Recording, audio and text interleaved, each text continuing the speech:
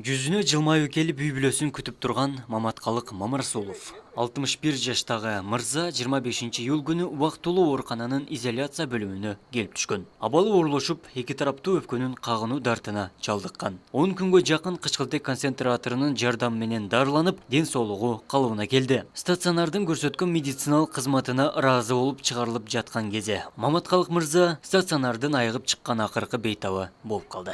10 gün жатып чыктык. Жакшы ден соолук чыгып чыгарып атат бүгүн. Мына ушуларга бардыгына ыраазыбыз. Миң мертебе. Ушулардын ден соолугу сак болсун.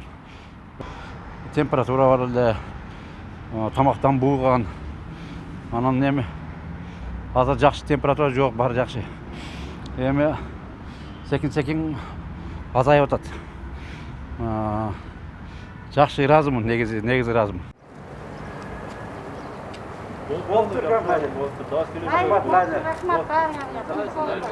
Каланын эл көп жайгашкан аймагындагы мектепте ушулган стационар 11 июль күнү ачылган. Орнун мизи курчуган мезгилде күнүнө 300дөн ашуун бейтап амбулатордук кызмат алып турган. Ооруканаларда орун жетишсиздигинен улам стационар 3 багытта иш алып барды. Дарылоо бөлүмүнө 40 абалы оор бейтап кайрылып, 16сы айыгып каза болгон учурлар дагы катталган.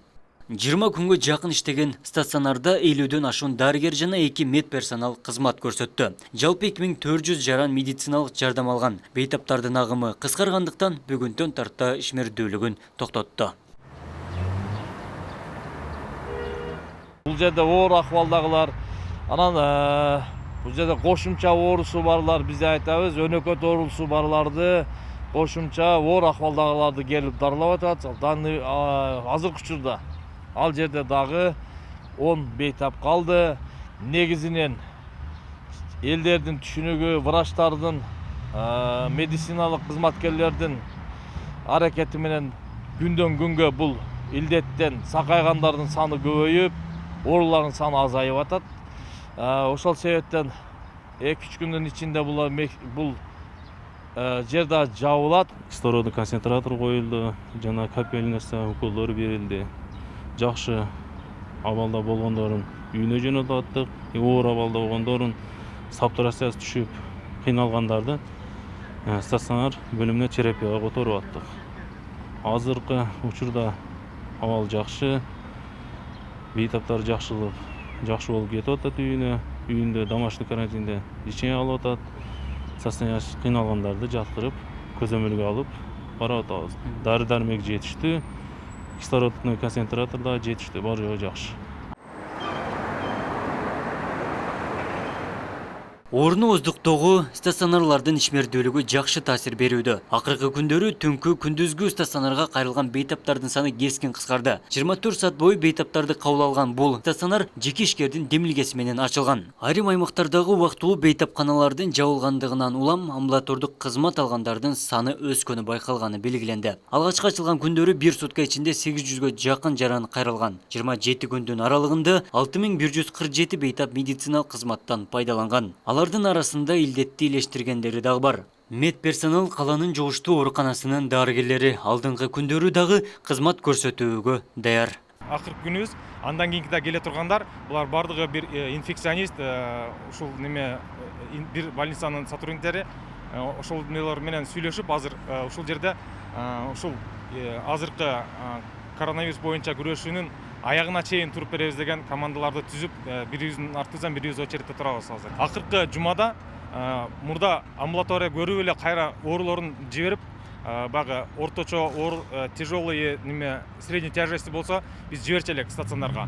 Азыр реанимациялык немеге муктаж эмес болгондорду дагы биз алып калып, бул жерде күнүнө 10-12ге чейин бизде 12 кислороддук концентратор болгон үчүн 12ге чейин максимум бул жерде алып калып, ушул жерде үзгүлтүксүз лечение алып, жүргөн азыр бейтаптар бар. Бүгүнкү күндө эпидемиологиялык кырдаал бир аз турукташты. Шаар боюнча 408 бейтап вирустан жана өпкөнүн кагынуу дартынан дарыланууда. Алардын ичинен өтө оор абалдагысы 14. Калаада 18 инфекциялык изоляция түзүлүп, анын 14 убактылуу жабылды. Шаардык оорукананын 6 филиалы илдет менен күрөшүүдө. 5 обсервация жана 5 күндүзгү түнкү стационардын айрымдары күз-кыш мезгилиндеги божомолдонгон толкундарына даярдалууда. Бизде жаап бардыгын жаап анча-мынча мына ремонтко берип күзгө даярдыкка көрүп биз аны бир 14кө кыскарттык да.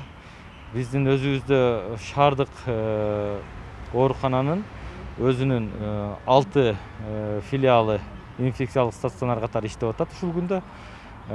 Аларда дагы күндөн күнгө оорулардын жатканы азайып, чыкканы көбөйүп атат. Бул жакшы көрүнүш болуп атат азыркы учурда. Орнун жайылышын алдын алуудагы аракет үймөбүй кыдырып ооруп жаткандарды аныктоо иштери. Мындан улам шаардагы 15 мобилдүү топ аймактык башкармалыктар менен бирге бейтаптарды аныктоодо. Учурда 20 000 үй бүлө медициналык кароодон өттү.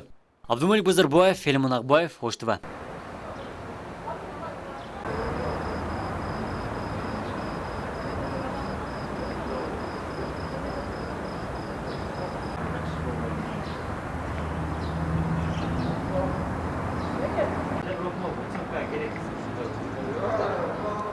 Alayda düşüş olmazsa, açık olsun. Nasıl olur?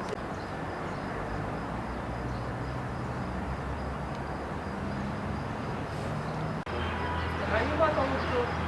Gerekirse çocuklar dışarıda.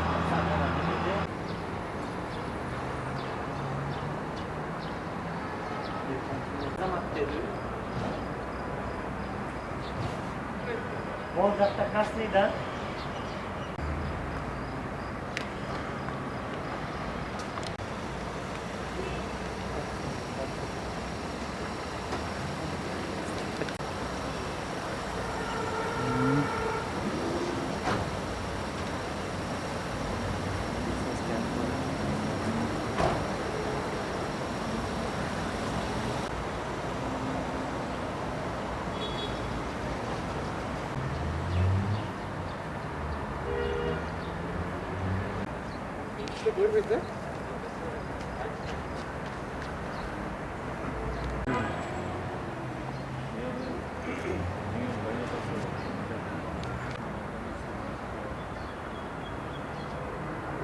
Giyemezsin her mi?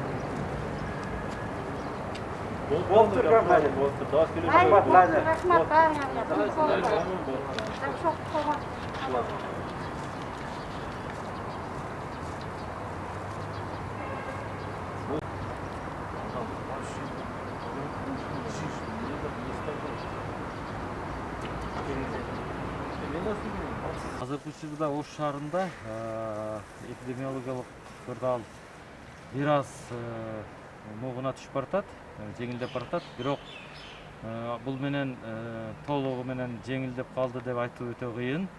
Дагы деле биз ошол жанагы эле санитардык нормаларды сактап, эрежелерди сактап жүрүшүбүз керек.